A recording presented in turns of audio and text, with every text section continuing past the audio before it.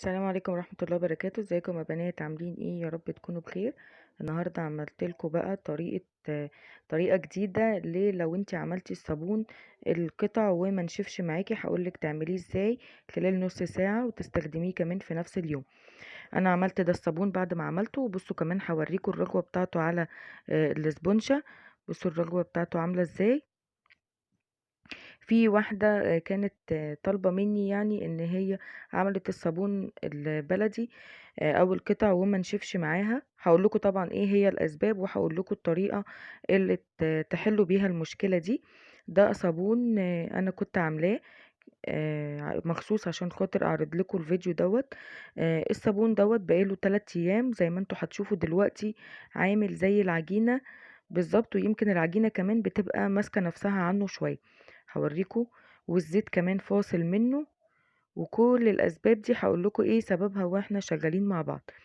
اولا الصابون القطع بتاعنا لما بيبقى بالمنظر دوت بيبقى يا اما ما خدش راحته في الضرب كويس جدا، يا اما الصودا او البوتاص بتاعك بيكون نسبته قليله جدا. يعني انا قللت البوتاص في الصابون دوت وما قلبتهوش كويس قوي عشان خاطر يديني النتيجه دي، واعمل معاكم الفيديو ونحله مع بعض دلوقتي. بصوا بقى الصابون بيتقطع معايا ازاي بكل سهولة، طري جدا جدا. والزيت كمان فاصل، يعني هتلاقوا على الكيس اللي انا حاطه عليه الزيت فاصل. هتجيبي بقى حلة استانلس. اهم حاجة تكون استانلس مش ألمونيا، عشان الألمونيا هيتفاعل وهيبوظ لك الحلة خالص مش هتعرفي تستخدميها تاني. الحلة الاستانلس مش بيتفاعل معاها. هنحط بقى الحلة بتاعتنا على النار، وهنحط كمان نص كوباية مية من الحنفية عادي، مية كوباية صغيرة يعني. هنحط نص بس لان الكميه مش كتيره قوي عندي. وهبتدي ان انا اقلب. طبعا لو الصابون بتاعك ناشف شويه عن دوت هتستني شويه لغايه لما يطرى، لكن انا عشان الصابون بتاعي طري خالص وناعم كده وفاكك من بعضه قلبته على طول. هنخش بقى على الخطوه التانية. عندي بقى كوبايه ميه دي متقلب فيها معلقه صغيره ملح ومعلقه سكر. اهم حاجه ان انتي ما تكتريش الملح في الصابون بتاعك، لانه بيخلي التصلب بتاع الصابون ضعيف، وبيقلل كمان الرغوه بتاعته. اما السكر بيزود الرغوه في اي نوع صابون انتي بتعمليه. طبعا الفيديو الجاي ان شاء الله هعمل لكم فيديو الصابون السائل بطريقه طبعا مش مكلفه، عشان انا عملته قبل كده وفي ناس قالوا لي ان هما مش لاقيين المنتجات اللي انا كنت جايباها. فهعمله لكم بطريقه سهله جدا من البيت، بحاجات سهله كمان. اقلب بقى الثلاث معالق، يعني انا حطيت 3 معالق كبار او 4 معالق صودا على كوبايه الميه. شفتوا الابخره اللي طالعه منها دي؟ حاولي ان انت تبعدي عنها خالص خالص. والصابون ده كمان لما يكون على النار تكوني مهويه كمان المطبخ. نزلت بالصودا بتاعتي، انا كنت منزله حبه حبه، ودول كانوا الحبه الاخرانيين. خلي بالك من الفوران دوت، لو جه على ايديكي هيحرق ايديكي. طبعا لو جه هنمسح ايدينا بشوية خل طعام عادي ابيض، هيروح كل اثار الحرق اللي هو اتحرقتيه. انا بعدت الكاميرا وبعدت انا كمان عشان اوريكم ان نفسك ممكن يتعبك من البخار اللي بيطلع من البوتاص دوت، وبالذات لو انت عندك حساسية على الصدر. واحسن حاجة ان انت تكوني لابسة كمامة، وكمان تكوني لابسة جوانتي. بس طبعا عشان انا عملته كذا مرة فبقدر ان انا اخد بالي يعني. لكن لو انت اول مرة تعملي هتعملي بالطريقة دي. دي اسهل طريقة يا بنات. لو الصابون بتاعك منشفش بينشف خلال نص ساعة. يعني انا هوريكم بعد نص ساعة الصابون هينشف معايا ازاي، اكنه بقاله شهر موجود. كده بقى انا هجيب الصينية بتاعتي اللي هفضي فيها نفس الصينية، بس غيرت الكيس. آه، طبعا المرة اللي فاتت كنت عاملة في الصاج عشان كمية الزيت كانت اكتر من دي. هنزل بقى بالصابون بتاعي. اهم حاجة وهو سخن تنزلي بيه على طول، عشان لو سبتيه شوية هتلاقيه نشف منك في الحلة وما عرفتيش تفضيه. اهم حاجة ان انتي تفضيه وهو سخن، لان احنا لما بنحطه على النار احنا كده اكننا طبخنا البوتاص بتاعه، فبيكون خلاص يعني مادة التصلب بتاعته نشطة آه، جامد يعني. فبيكون الصابون خلاص في وقت قليل جدا هيتصلب معاكي وهينشف على طول.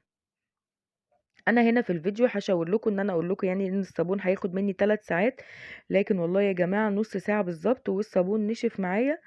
وكمان قطعته بعد نص ساعه. والصابون ده يا بنات تقدري تستخدميه بعد ما ينشف على طول. الصابون التاني طالما مش حاطه له دقيق بتضطري تستني عليه مثلا في حدود اسبوع او اسبوعين على ما تستعمليه. لكن الصابون ده خلاص مادة البوتاس بتاعته اتطبخت على النار واتبخرت، فمش هتأذيكي ومش هتأذي ايديك ان شاء الله بإذن الله. جبت بقى الاسباتيولا بتاعتي وحاولت ان انا اساوي يعني كده ايه الوش بتاعه، وهسيبه لحد ما ينشف. انا قلت لكم هنا 3 ساعات، لكن هو خلال نص ساعة بالظبط كان نشف. بصوا بقى لونه فتح ازاي، ما حطيتلهوش اي حاجة غير اللي انا قلت لكم عليه: 4 معالق بطاس على كوباية المية، ومعلقة ملح صغيرة، ومعلقة سكر كبيرة. هنا بعد النص ساعة بقطعه، عشان خاطر لو نشف اكتر من كده انا مش هقدر اقطعه. هو كان محتاج ان هو يتحط في صينية او علبة كرتون اكبر من دي شوية، عشان خاطر حجم الصابونة هيكون كبير. فانا هضطر بعد كده افصل الصابونة نصين، زي ما وريتكم في اول الفيديو. هوريكم في اخر الفيديو انا قسمته ازاي. بصوا بقى، ده كده شكل الصابون بتاعي، بصوا ناشف ازاي. هوريهولكوا كمان. انا اضطريت ان انا اقلبه زي ما قلت لكم عشان خاطر السمك بتاعه كبير، فمش هينشف من جوه بسهولة. ده تاني يوم الصبح انا كنت بستخدم منه في المطبخ عادي. بصوا بقى، هو نشف خالص حتى من تحت، بس فيه اجزاء من جوه كده لان الصابونة حجمها كبير لسه ما نشفتش. فهضطر ان انا اقلبه على الصينية اللي انا عملتها. وبعد ما نشف خالص قسمته بالسكينة نصين زي ما هوريكم دلوقتي حجمه هيبقى عامل ازاي. عمل معايا كمية حلوة جدا يا بنات. دول اللي انا استخدمتهم في حدود لتر ونص زيت، او لتر ده زيت مستعمل. للي ما شافش الفيديو اللي انا عملته هبقى احطه لكم في صندوق الوصف. نشف جدا يا بنات ولونه فتح وكان رجوته حلوة جدا، هوريه لكم تاني برضو. اتمنى النهارده فيديو النهارده يكون عجبكم، وما تدعموني بلايك حلو كده، وتشتركوا في القناة عشان الوصفات الجديدة اللي هننزلها هتعجبكم جدا وهتكون موفرة للبيت جدا جدا جدا. بصوا بقى الرجوة بتاعته عاملة ازاي.